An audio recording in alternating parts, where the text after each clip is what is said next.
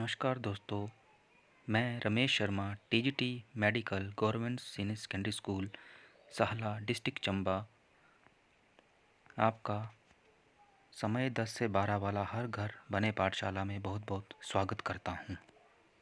Dear students, तो आज हम पढ़ेंगे पादपों में जल तथा भोजन का परिवहन कैसे होता है, अर्थात पौधों में जल तथा भोजन पौधों के विभिन्न भागों तक कैसे पहुंचता है, उसी के बारे में आज हम पढ़ेंगे।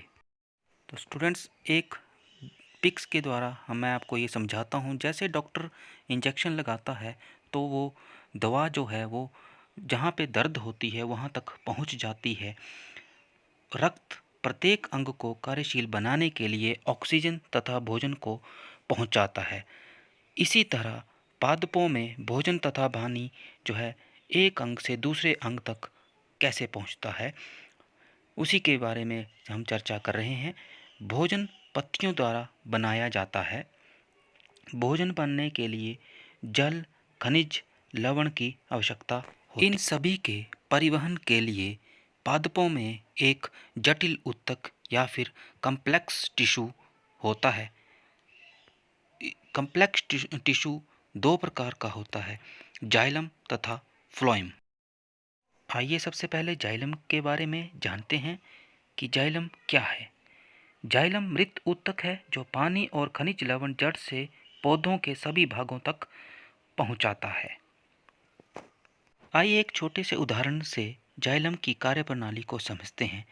जैसे कि हम जूस पीते हैं किसी स्ट्रॉ के द्वारा, तो हम उसको चूस लगाते हैं तो जो जूस जो है वो मुंह में पहुंच जाता है। इसी तरह पौधों में भी पानी जो है ऊपर की ओर चलता है। मैं आपको एक चित्र के माध्यम से समझाता हूँ। आइए चित्र में देखते हैं। देख रहे हैं आप चित्र में कि पत्तों से वायुमंडल में पानी का वाष्पीकरण हो रहा है और पानी का वाष्पीकरण होने से जो है वो जाइलम जो है नीचे से धरती से पानी को ऊपर की ओर खींचता है और पत्तों तक फिर खाली स्थान तक पहुंच जाता है। पत्तों से जल के अणुओं का वाष्पन एक चूषण पैदा करता है जो जल को जड़ों में उपस्थित जाइलम कोशिकाओं द्वारा खींचता है। वाष्पोत्सर्जन जल के अवशोषण और जड़ से पत्तों तक जल और उसमें घुले हुए लवणों के ऊपरी मुखी गति में सहायक है, जिसे हम ट्रांसपिरेशन पुल भी कहते हैं। जल तथा अन्य खनिज लवण जाइलम के दो प्रकार के अवयवों वाहिनिकाओं एवं वाहिकाओं से जड़ों से पत्तियों तक पहुँचाए जाते हैं। ये दोनों मृत तथा स्थूल कोशिका भित्ति से युक्त होती हैं। वाहिनिकाएं लंबी, पतली, तुर्क सम कोशिकाएं हैं जिनमें गर्त होते हैं।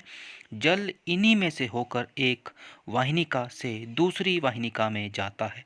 पादपों के लिए वांछित खनिज नाइट्रेट तथा फास्फेट अकार्बनिक लवणों के रूप में मूल रोम यानी रंध्रों द्वारा घुलित अवस्था में अवशोषित कर जड़ में पहुंचाए जाते हैं। यही जड़ें जाइलम ऊतकों से उन्हें पत्तियों तक पहुंचाते हैं। प्यारे बच्चों, आइए अब जाइलम की जो कार्यप्रणाली है, किस तरह पानी को पहुंचाते हैं, एक और एक्सपेरिमेंट के द्वारा हम समझते हैं। एक सफ़ेद फूल को तने के साथ काटें और पानी से भरे लाल स्याही वाले जो है बीकर में डालें और अगले दिन इसको आप देखें। आप अगले दिन देखेंगे कि फूल और तने में जो है कुछ लाल रंग की रेखाएं आपको दिख रही होंगी। ये क्यों दिख रही हैं? क्योंकि ये लाल द्रव तने में उपस्थित जाइलम ऊतक द्वारा फूल तथा तने तक पहुंच गई। इस तरह जाइलम जो है एक अंदर पौधे के अंदर एक निरंतर जाल के रूपी फैला हुआ होता है, तो जो पौधे के विभिन्न भागों तक मिट्टी से जल को अवशोषित करके जो है सभी भागों तक पहुंचाता है। बच्चों, अब हम दूसरे स्थायी ऊतक फ्लोएम उसके बारे में चर्चा करते हैं कि फ्लोएम क्या है और कैसे कार्य करता है। फ्लोएम वे जीवित ऊतक हैं जो पत्तों से भोजन को पौधे के अन्य भागों तक पहुंचाने का काम करता है।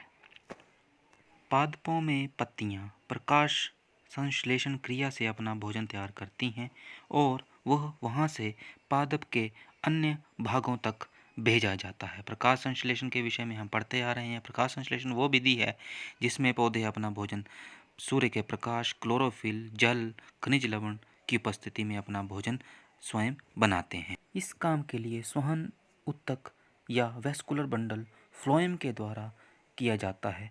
भोजन तथा अन्य पदार्थों का स्थानांतरण साथी कोशिका की सहायता से चालनी नलिका में ऊपरी मुखी तथा अधोमुखी दोनों दिशाओं में फ्लोएम के द्वारा किया जाता है और सभी भागों तक ये भोजन जो है पहुंचाया जाता है। फ्लोएम से स्थानांतरण का काम ऊर्जा एटीपी के उपयोग से पूरा होता है। एटीपी यानी एडिनोसिन ट्राइफॉस्फेट के रूप में इसका उपयोग होता है। सुक्रोज जैसे पदार्थ फ्लोएम ऊतक में एटीपी से प्राप्त ऊर्जा से ही स्थानांतरित होते हैं।